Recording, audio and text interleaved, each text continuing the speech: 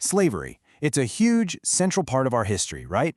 But the story we usually get is, well, it's pretty narrow. Today we're going to zoom way out and look at the full picture, the global story of this institution. You see, the history of this thing is vast. It spans every continent, pretty much every culture. And that brings up a really crucial question, the one we're going to tackle today. If slavery was a universal part of human society, why does our modern conversation so often focus on just one chapter of the story? To even begin to answer that, we can't start where you might think, in the 1500s. No way. We have to go back, way, way back, all the way to the dawn of civilization. Because really, the story of slavery is almost as old as the story of humanity itself. Here's the thing. Slavery wasn't so much an invention as it was just an assumption, a given. I mean, get this. The very first written laws we've ever found, these ancient clay tablets from Mesopotamia, they don't bother to introduce the concept. They just jump right into laying out the rules for it. That tells you everything, doesn't it? By the time humans even figured out how to write, owning other people was already an ancient established practice.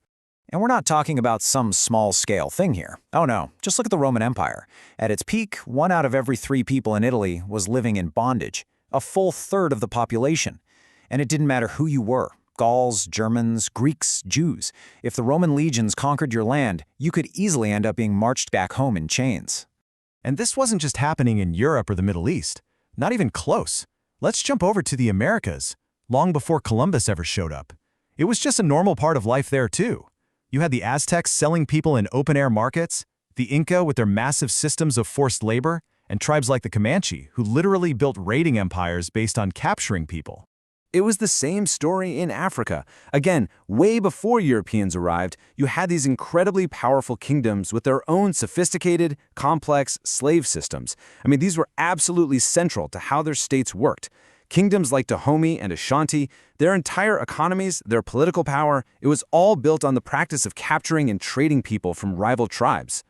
So here's the big takeaway from all this, the really crucial point. Slavery wasn't invented by one group of people. It wasn't a product of one culture. It was universal.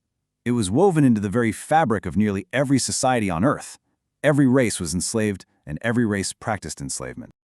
Okay, so we've established that this is an ancient, global thing. Now let's get into some of the specifics. Because before a single ship even sailed west across the Atlantic, there were massive, almost industrial-scale slave systems that had been running for centuries. And the scale here is just mind-boggling. You've got the Arab slave trade, which went on for more than 1,000 years. In the 9th century, a single rebellion in modern-day Iraq involved 500,000 enslaved East Africans. 500,000! And in the Black Sea, so many Slavic peoples were sold that their ethnic name Slav literally became the root of our word slave. And for centuries, the Barbary corsairs were the terror of the entire Mediterranean. Let's just pause on that number for a second.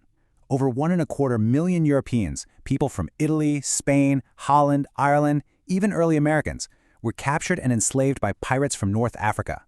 This wasn't some minor nuisance. It was a major geopolitical crisis. In fact, it's what led to America's very first foreign wars. So if slavery was a global constant for thousands of years, what makes the Atlantic slave trade so distinct in our memory? It wasn't necessarily its cruelty or even its scale. Other systems were just as brutal and just as vast. The real differences were in how it operated, what it fueled, and maybe most importantly, when it ended.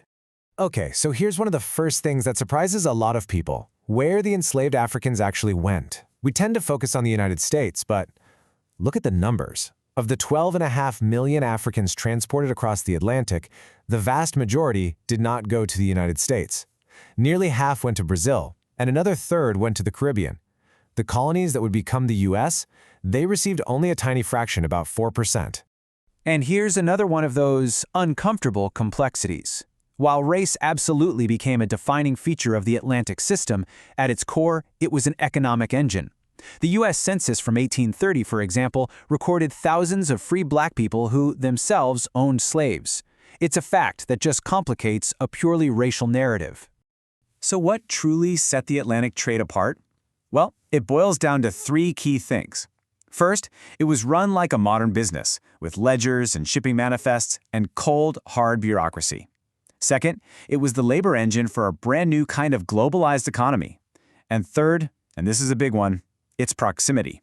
It ended so recently that its legacy is still a living memory for so many people.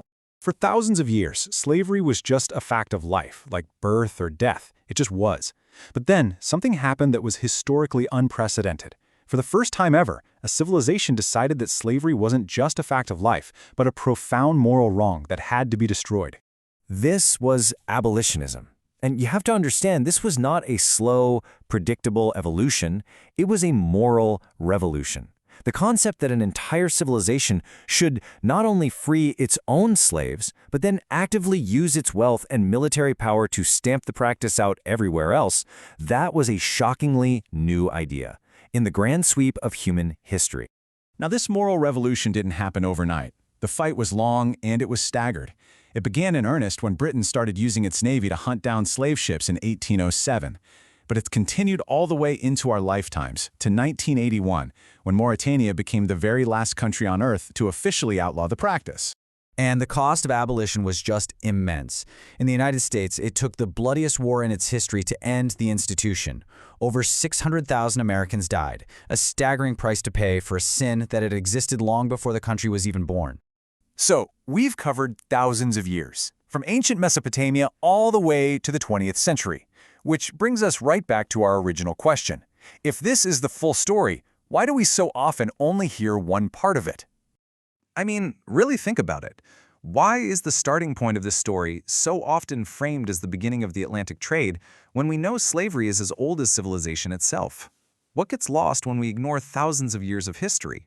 And why do we focus so intensely on some systems of slavery, while others, like the Arab or Barbary trades, which lasted longer and enslaved millions of people, are often treated as footnotes, if they're even mentioned at all? And this all leads us to a final, crucial question. Focusing on one chapter of this story while ignoring thousands of years of context can create a narrative of division. So it's worth asking, who benefits when we're encouraged to see what separates us instead of the common and, often painful human story that we all share?